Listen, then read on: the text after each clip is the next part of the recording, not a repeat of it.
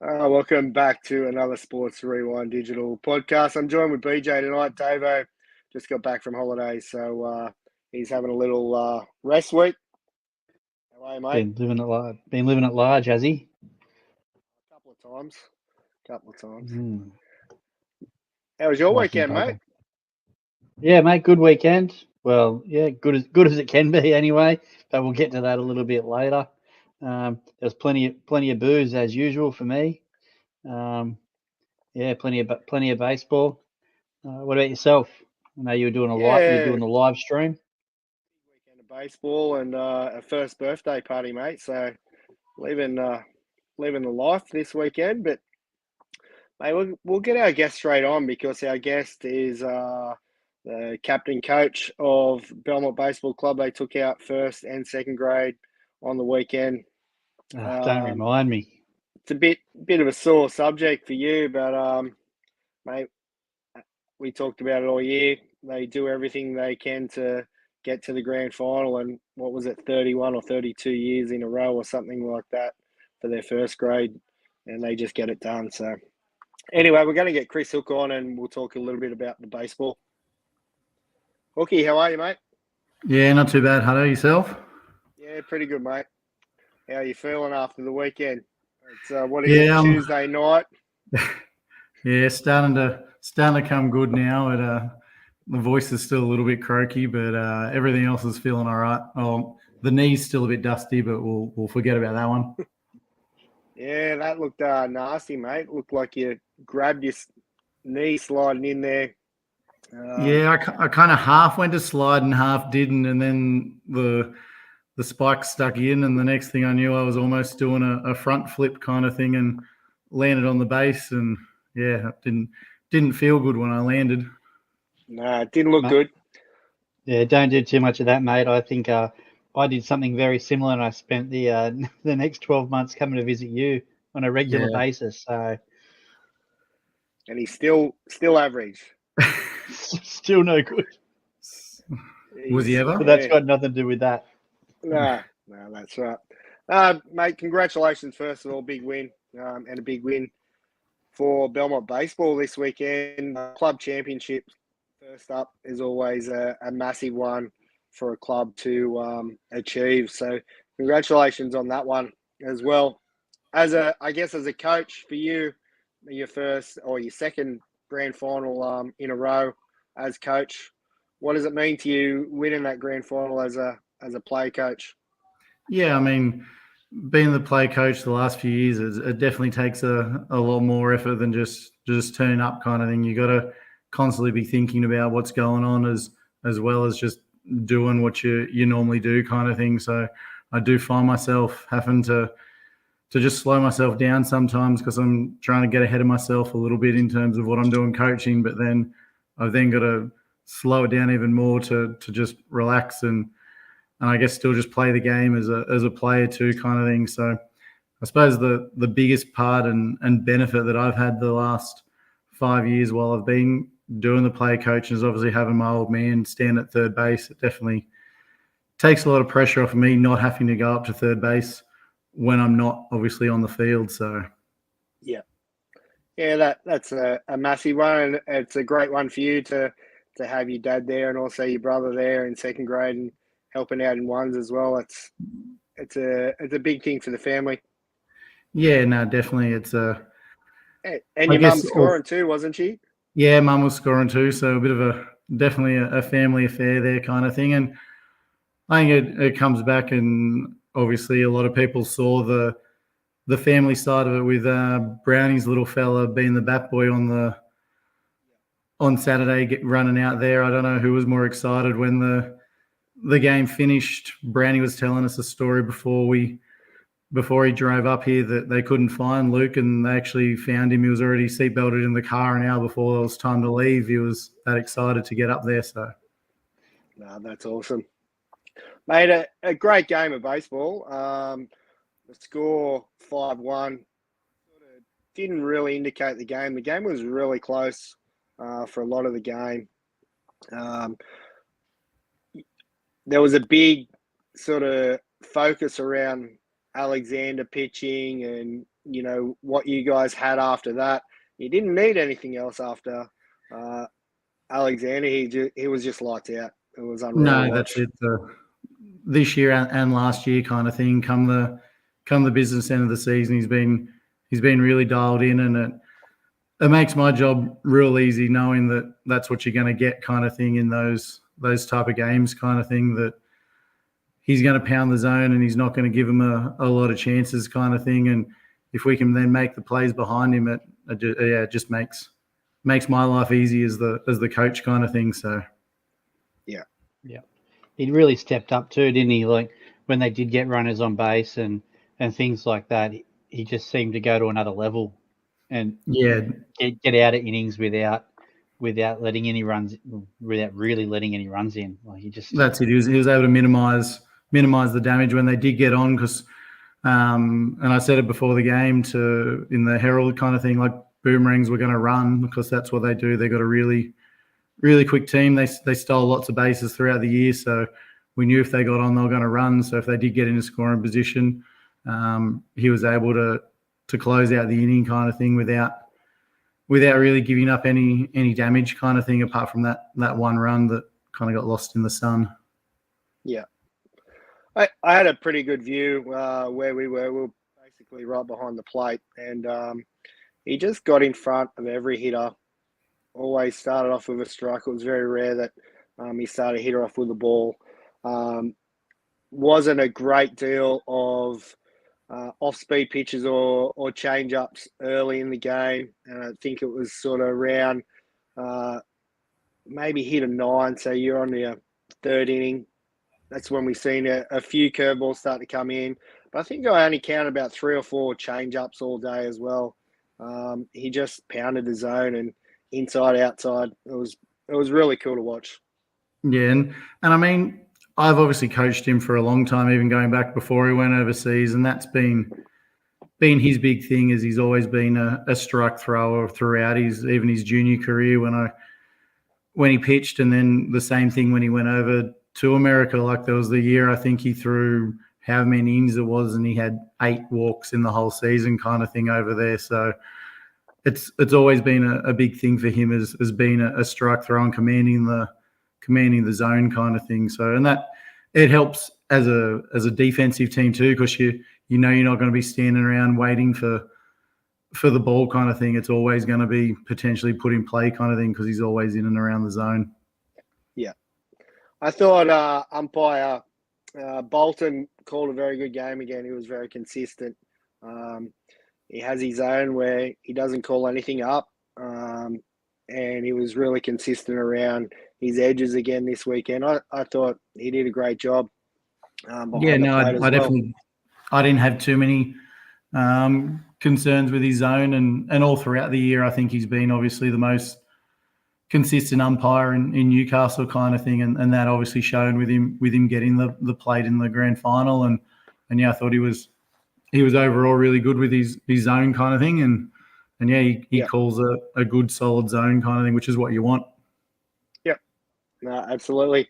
And mate, personally for yourself, you're saying it's pretty hard to do that, player coach. I think did you have 3 or 4 RBIs on the weekend?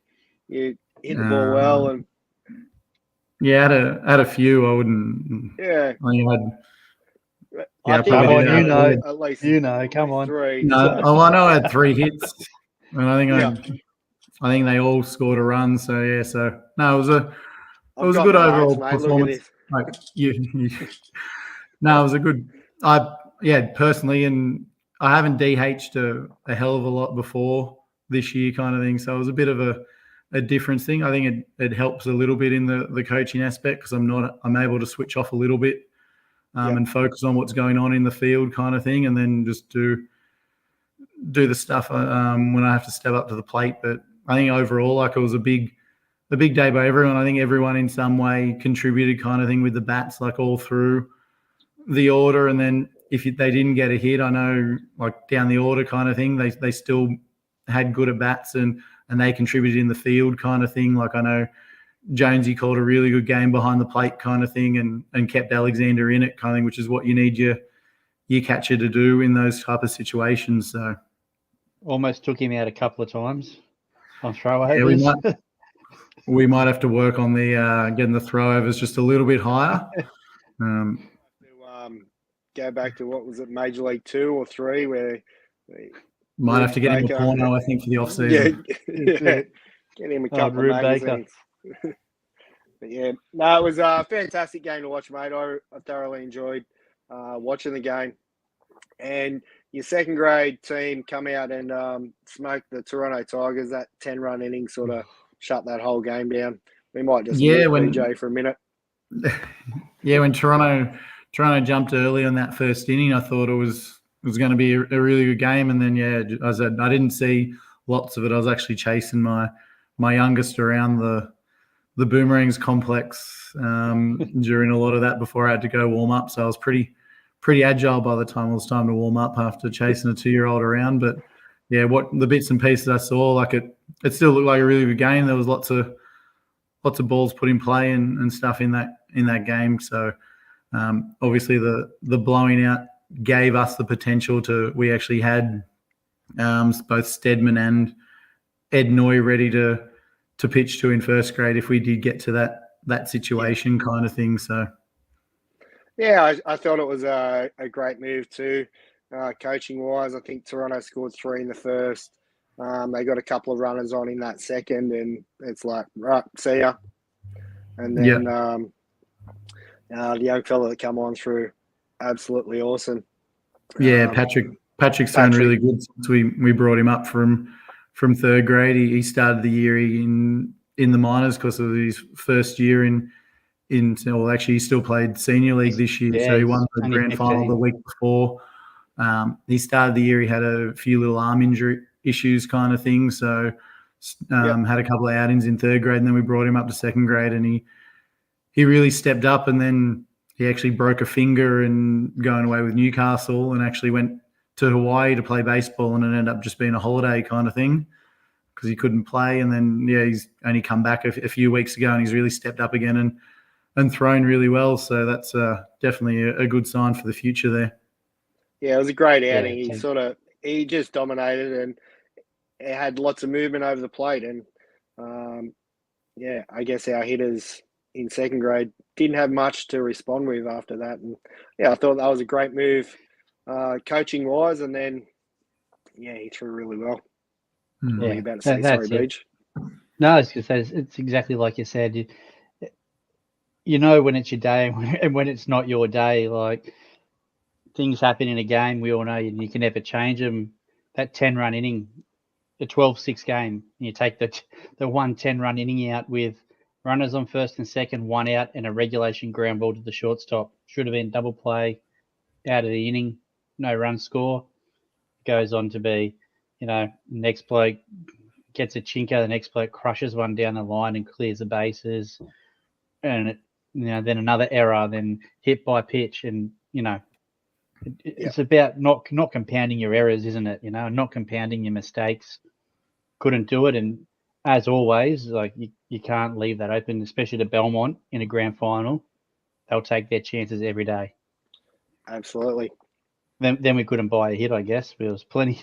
I think there was one inning. I think Matty Hudson might have crushed one to right field, straight to the man playing. I think Brad Martin might have been playing there. So I'm sure he had a helmet on when he was out there, but he did catch it.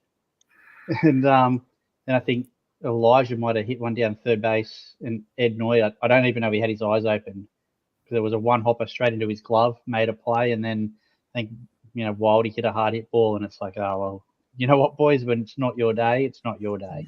Yeah, you have those days as a hitter too, kind of thing, where you absolutely piss on the ball, and as a team you piss on the ball, and they always find the guy kind of thing, and then you get one off the handle like your regular swing, BJ, and they fall in everywhere. Little the blooper over first base down the line. Yeah, mate. Plenty of young, not juniors, but younger members of the teams coming through as well, which is a good sign for your club moving forward. I know there's some older guys in there that have played a million years. Like Brownie and Dries and yourself played a whole heap of baseball up there in first grade. But it seems to me that there's plenty of young talent coming through for the club. Is there many juniors coming through after this lot? Yeah, definitely. There's some juniors coming through. Our senior league team went through undefeated this year, and they've got some really talented guys in there. And the junior league team made the grand final, and our little league team did too, kind of thing. And so there's plenty of guys coming through that I think there'll be a few guys potentially step up, definitely into at least third grade out of that senior league side. And obviously Patrick was one of them in that team, so he's already stepping up kind of thing. But I think a few of them will step up to third grade and potentially get a shot in second grade as a few of us start to I guess consider what we're going to do with life after baseball. But I don't think anyone is racking it up just yet. I think we're all pretty keen for another one at this point in time. So awesome. Why not? Here's one that. So why would you change? Now, tell me the number. Was it 32 years in a row or 30 years in a row for 32 first grade grand finals in a row? And someone else made a point. I think it's 48 out of 50 or something ridiculous like that. So wow, yeah, it is insane. So you think about it, and as I said, my first involvement in first grade was I bat boyed back in 1995. So I've been around it for a while. And someone asked me how many first grade grand finals that I've actually played in, and I think I worked out that my first one I played in, I come off the bench back in 2003. So I've pretty much, well, obviously, apart from the couple of years in college, I've played in the first grade grand finals since then, kind of thing. So I suppose you don't want to take it for granted, and we definitely don't, because we work hard all year, kind of thing. But I said it's one thing that we look forward to, and we enjoy the experience of getting to that day, because I guess it's just at this point it's part of the culture and what we strive for, kind of thing, and work hard for from preseason training as we're working towards that day, kind of thing. And it doesn't matter what happens early in the season. It's all about getting the process right so that you're peaking at the right time of the season. Yeah, absolutely. Hey, there's a fair bit going on with your club as well in regards to the ground. Have you got any insights on what's going on over the back there that you might want to tell us about? Yeah, so the rumor is we're going to be on the new field at the start of next year. I'll believe it when we walk out there next year. But so our main field's going to be out there on Lumsden. They've refurbished all the field, and they've built a new change room that's going to be in between the two fields out there. I think it's pretty much going to replicate what you guys have out there at Toronto. And then it's not in the early stages, but Miller will then the net will move over onto the other side of Miller and play back the other way. So the Diamonds will basically be back to back with the change rooms in the middle, kind of thing. So that's the long plan. I don't know. As I said, it was meant to be ready for this year, and then they found some stuff in the soil out there, so they had to take their time getting it ready. What about lights? Was there any plan of lighting it up for some night baseball, or just enough for training? I'm not sure if there will be on the baseball fields or not. I think there's definitely going to be lights out there, because they're putting a new football field in over there as well. So I guess we'll have to wait and see in terms of where exactly all the lights go. It'd be great to get some lights and be able to play some night baseball and do stuff like that. But I guess we'll just have to wait and see. So we're just baseball, mate. We won't get that. Not over the soccer or the footy. So no, not in. We can beg as much as we want. I think actually there's a fair amount of money that's been pumped into it from the AFL, so it'll be interesting to see what AFL ends up out there too. So okay. Oh, well, it's good that it's going to be like a little hub, I guess. It'll be a generalised sports hub, so hopefully we're able to host some country championships and things like that. So we we don't have to potentially go to Sydney to have the big fields and stuff like that. So I remember playing in a senior country championships at Belmont when I think I was actually still in the country under 18s when it was there. So that was a little while ago now, kind of thing. So it'd be great to see those kind of carnivals go back to the country areas and not have to be played in Sydney, to be able to accommodate the amount of teams that they get to those type of things. I do remember that carnival. I remember that carnival actually, and I'm pretty sure on the Saturday night we didn't even leave the ground except to go to the Metro, and I'm pretty sure Matty Island picked me up off the shit house floor of the Metro. I think he had to kick the door in to try and get me out because I was passed out somewhere. It's a very nice establishment now. They've done it up. We actually went there on Sunday. They wouldn't let Randall in. Joe Van Dyke, it's a Hunter version of what Tuggerah has near Mariners building. I haven't seen that, mate, so I'll have to take your word for it. And Chris Brown, awesome to watch on the weekend. It definitely was some quality games on the weekend. I guess over the summer break, mate, any of you guys playing baseball over summer? Or do lots of people have rest? What's happening for most of you guys? There's a bit of a mixture. I think Alexander, I know, is playing in the ABL this year for the Blue Sox. I think a few of the younger guys are playing in Sydney and on the Central Coast. I know for a fact that I'll be enjoying the beach and maybe some golf and chasing after the kids kind of thing. So I don't plan on throwing a baseball unless it's at Mason. So, and he seems to be getting into a bit more baseball now, which was good. It was good to have him there on the weekend. He sat in the dugout for a little bit, but I had to keep kicking him out because there was a few choice words coming out of my mouth when things weren't going right. So, and he was quickly baseball words. And he was quick to point out that, Dad, you shouldn't be saying those words. So I told him to go sit with Mum. Fair points.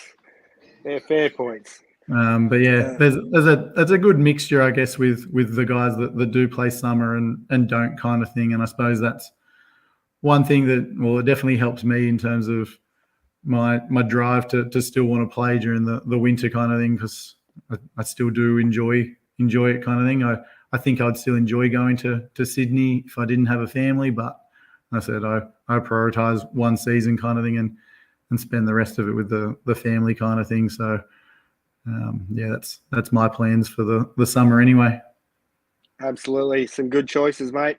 Love it. All right, well, congratulations again, and also to Belmont Baseball Club. It was absolutely quality outings in first and second grade, and also that one that everybody wants to win, the club championships. I guess in the last in your playing years since that 2003, how many club championships do you think you guys have won in that time? No idea. Wouldn't know. It'd be a high percentage. I know there's early on, I think there was probably a couple maybe of Athletics or Phoenix in there. I remember they probably had a couple where they were definitely strong, and I know you guys won it a few years ago now. I wouldn't 100% know off the top of my head. I know there'd be a good portion of it, but yeah, it's definitely one that as a club you strive for, and especially making sure the lower grade teams are putting in kind of thing to do it. So it's good when we especially the early part of the year where everyone's getting a training kind of thing. Obviously during the colder months you don't see some of those guys, but then they rock back up towards the end of the year. But no, it's one we work hard towards as a club kind of thing, and I think it definitely shows throughout. I said the depth that we do have kind of thing, because it doesn't just take one strong team there or one good player to win that. It takes, I guess we had 7 teams this year, so probably upwards of 80 to 90 players that all contribute towards that kind of thing. So it's definitely a good rewarding one to win as a club. Absolutely. You know, you had first, second, third grade all were minor premiers. First, second, third, and sixth grade, Sixth were grade. minor premiers, and then some of your fourth juniors grade, too. Yeah, fourth grade come third or fourth, and I'm not sure where. I think fifth grade just missed the semis, and our second, sixth grade just missed the semis or something. So awesome. yes. Congratulations, mate. Appreciate your time. Enjoy the off season, the beach, and the family, and look forward to seeing you out there again next year. No, perfect. Thanks. I've had a quick look at your stream, Hutto, and it was pretty good. I'll have to go see my front flip and see what it looks like. Not performing it. Yeah, we didn't actually know what was going on when Harris come running out. I was like, it just looked like you tripped, and that's what you've done. Both me and Ben Terry are like, what's going on here? Like he's slid in and dug in, and yeah. Anyway, there was nothing in that, and was he blowing up that you second baseman out, or is that what was going on? The original when I was on the ground, I think he was saying that I'd slid in at Laird at second base, so I wasn't completely paying attention to what he was saying. I was trying to work out what I'd actually done to my knee on the ground and seeing if I could actually stand up or what was going to happen, kind of thing. So I think that was the gist of it, kind of thing. I think a lot of the players that were standing around the actual site kind of knew what had happened, kind of thing. I think it was just from afar. It was kind of, I think from what most people said, it looked ugly, kind of thing, but just didn't know what had happened. So it definitely looked ugly, mate. It did from the sideline, but the comments that were flying around on the sideline were even better. So really? I'm sure a couple of those from Stockhausen or Dill probably come. No. I wasn't actually standing with them. I was actually talking with Bopper and Louis at the time, actually, and it was some interactions between. They're very graceful humans too. So yeah. Oh, not from either of them. It was some other Belmont supporters there, but it was in retaliation to a couple of Boomerang supporters that were sitting just in front of them. They were not happy about it, and I was like, "Who are you guys kidding?" It was good. Got the popcorn out. Yeah. Had another 32 beers. All right, mate. We won't take any more of your time. Thanks heaps for coming on, and we'll see you next year. No worries. Thanks, guys. Thanks, mate. Yeah, both Bees and I were didn't know what was going on. It was pretty funny. It was sort of like a half slide and dug in, and he just come running out. I don't even know if he called time. He just come bolting, and like what? Anyway, good win by Belmont. They deserved that win, and also the club championships. Obviously, it's a big ask for all of the teams in the club to perform, and they did really well. Yeah, I know. As a club, I'm over it. We're moving on, mate. We're moving on. You're just a little bit salty. Speaking of, I am actually. Speaking of salty, I know Davo's not on here, but check out this one. How salty's that? That was after they lost the third grade grand final, and I think that you had to have a losers or runner-up photo. Runners-up photo. Take us through that one. Yeah. We had to have a runners-up photo. It's a bit rough, isn't it? Not one person wanted to be in it. Same as on the weekend, mate. We had to have a runners-up photo in second grade as well, and I can guarantee you right now, not one person wanted to be in it. They even gave us a sign with runners-up on it, and I'm pretty sure Stockhausen said, "You know where you can put that sign? We ain't getting a photo with that thing." Fair enough. So salty, the message I got back from him. I can imagine, mate. I can imagine. He's a very passionate man, old Davo, when it comes to baseball.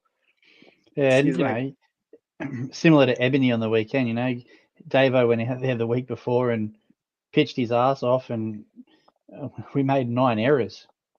Yeah. I think it only went in the scorebook as 4, but it should have been more than that. Like, what do you do? Like, he's doing his job, getting ground balls, getting fly balls, and people are dropping fly balls and can't pick up a ground ball, and it's like, guys, come on. So Baseball. he had every right. He had every right to be salty. Yeah, fair call. Hey, Boomers put on a great display over there though for grand final day. Lots of people turned up. It was a really good day out there. I really do want to thank Boomers for their hospitality out there because, you know, they had lots of food, lots of drink, and there was what do you reckon? 250 people maybe. It was packed. I couldn't tell you, mate. To be honest, It was awesome. it I thoroughly enjoyed it. Hey, it was a really good day for Newcastle baseball. I spent a lot of time at the bar, so yeah, I'd imagine. Righto, mate. I've had some technical difficulties earlier on, and I'm trying to run our tidbits from the side. So if I'm looking over to the side, that's why. Just want to thank Dabble for their continued support. If you want to have a Dabble yourself, download the Dabble app and use the promo code SportsRewind, and they'll sort you out. Davo's not here, mate, so I'm going to skip his tidbits and he can have them ones for next week. Let's jump into our tidbits. I think it's this one. It starts you off. That's should I you, give you isn't it? some? Excellent. Yeah, it is. About 8:30, Yeah. 8:40 or something like that. Come on, mate. I was at that little league rep training, so trying to look after the future of the sport here in Newcastle. Not that I can help them much, but anyway, they certainly will know how to strike out. So this year, 2024, there will be no teams that are going to be able to get to 100 wins. So no MLB team will reach 100 wins this year. The last full season this happened was 2014, when the Angels led baseball with 98 wins. Angels haven't done anything since. Nope, not a thing. And what did we have last year? I think we had at least 3 teams with 100 wins last year. Might have been 4 teams, 100 plus wins. Was there? We had Dodgers, Thinking so. Braves, Orioles, maybe 3. Anyone in the comments, let us know if there was another one because I got nothing. But even still, 3, and this year you're not going to have any. Does that say that we've got a close competition, or? Yeah, I reckon so. Maybe that. I suppose last year was the interleague as well, so I don't know. Maybe it's a little bit closer. Maybe a little bit more sort of roster rotation with players. Who knows? I'm not talking about pitchers, positional players. Maybe don't know. Yeah, me either. And I think this one was last week. It was the big breaking news when Luis Ariz struck out. So Astros righty Spencer Arrieta got him swinging to end a 9-pitch at-bat. Arrays' streak of 141 plate appearances without a strikeout was the longest in 20 years.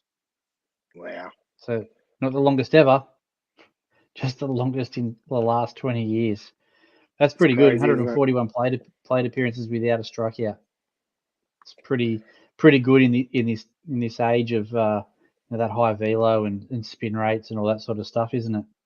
Yeah, it is. A lot of players are either strike out or hit the ball out. So yeah, that dying art we talked about, Tony Gwynn and those sort of guys, super high average players.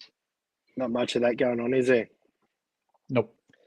All right, let's have a look at this one if I can read it. Bobby Witt Jr. is on the verge of breaking a record that hasn't been accomplished in 47 years. He needs just 2 extra base hits. He may have already got them, I'm not sure, to have the most in Kansas City Royals history in one season. He's currently tied with George Brett, so it's pretty crazy. Hal McRae, 86, George Brett, 85, and Bobby Witt Jr., 85. Some pretty iconic names there for that's for sure. And my last one, mate, is I know you're going to enjoy this one, and I reckon Van Dyke will enjoy this one too. What's a baseball record that will never be broken? Bartolo Colon swung at 610 pitches during his big league career, and his helmet stayed on for only 27 of them. Yeah, Talk about getting your hacks in. I used to love Bartolo. Get up there and have his big swing. I still remember when he hit his home run.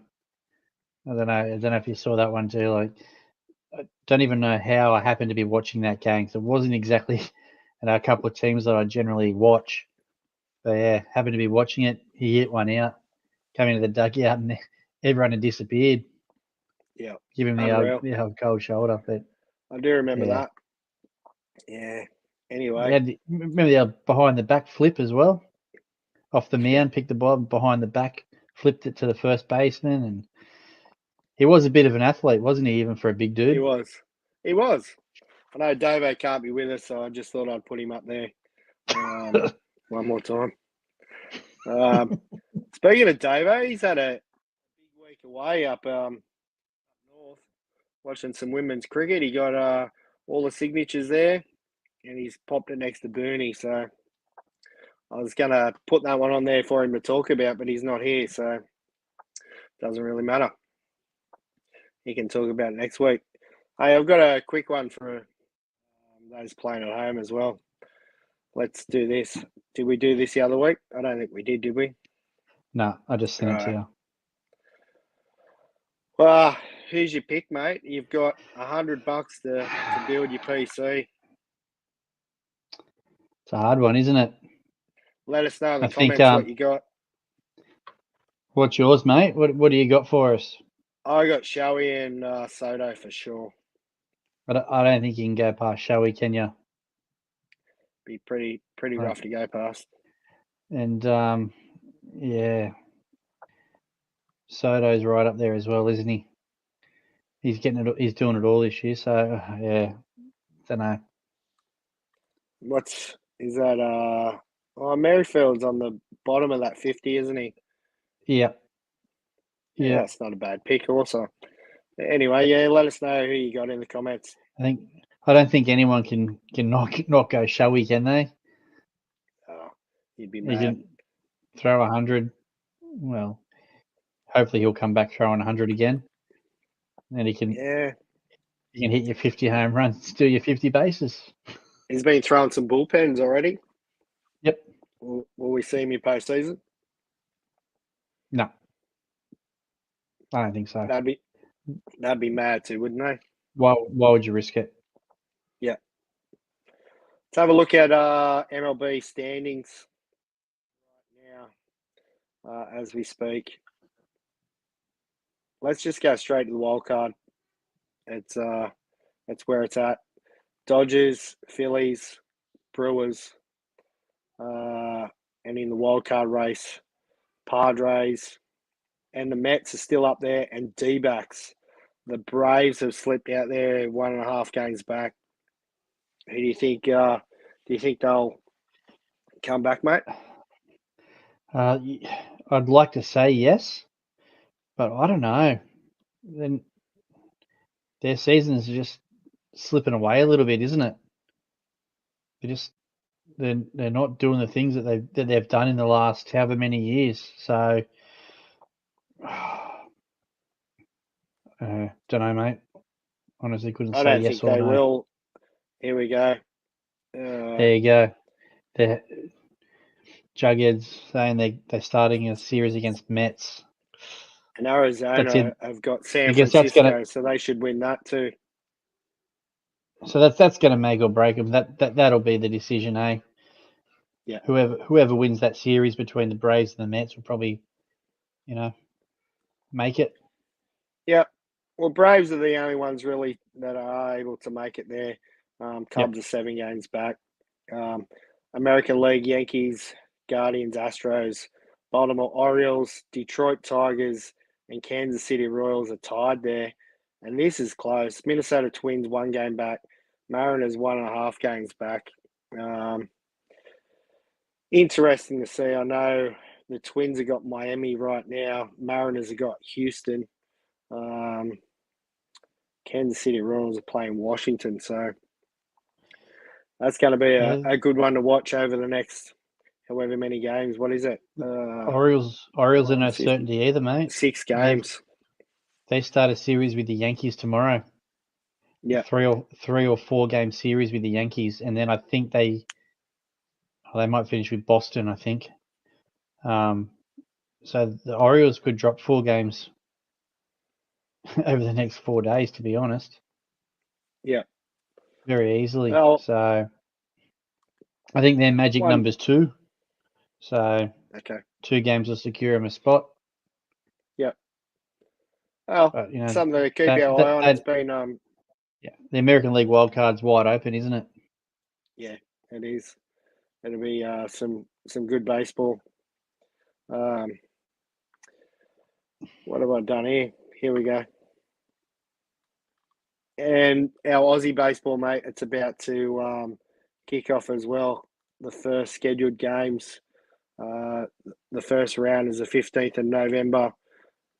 Canberra will take on the Aces. Adelaide Blue Sox and Brisbane play Perth. I know there's a couple of trial games. I think it might be the 2nd of November. Yep. What's the F1 derby called? What's it called again? Cavs versus Blue Sox. That is it, Yeah, isn't I it? can't remember. M1 derby, whatever it might be. Whatever it is. Yeah, that's on the 2nd of November, so that'll be a good one as well. Hey, NRL.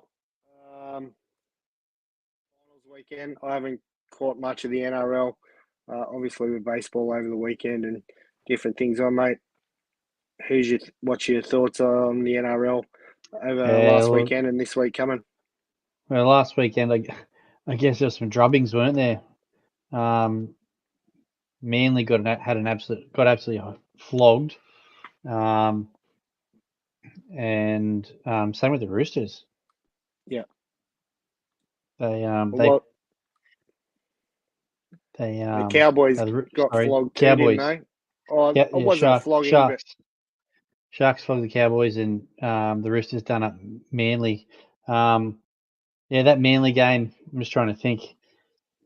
There's a lot of alcohol on the weekend, so memory's a bit fuzzy, but I'm pretty sure that I think 2 Manly players got knocked out in the first 2 tackles.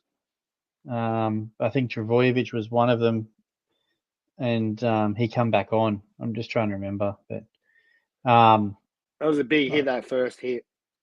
Yeah, center, but it was a center trying to take on or a winger trying to take on Weira Hargraves. Like, good luck. Knocked out cold. Yeah, got him pretty good. Yeah. But I don't know. Look, doesn't matter. This week, what do you got? Storm and the Roosters. Storm and the Roosters and Penrith and Cronulla. So, yeah.